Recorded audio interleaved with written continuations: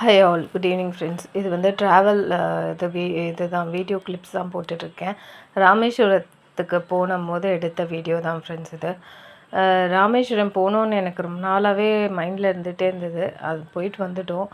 Worth seeing அந்த பிளேஸே, இந்த fridge எல்லாமே வந்து செம்மையாக இருந்துச்சு. பிரிட்ஜ் வந்து நைட்டில் எங்கள் ட்ரெயின் வந்ததுனால அவ்வளோவா இருட்டில் தெரியல. மறுநாள் வந்து நாங்கள் ரோட்வேஸ் போது இதை வீடியோ எடுத்தோம் ஃப்ரெண்ட்ஸ். சூப்பராக இருந்துச்சு. இட்ஸ் அ ப்ரைட் டு ராமேஸ்வரமே. ஏன்னா வந்து ஒரு கடல் நடுவில் வந்து இது பிரிட்ஜு போட்டது எவ்வளோ பெரிய விஷயம். ராமேஸ்வரமே ஒரு ஒரு ஒரு மாதிரி மிஸ்ட்ரியாக இருக்குது.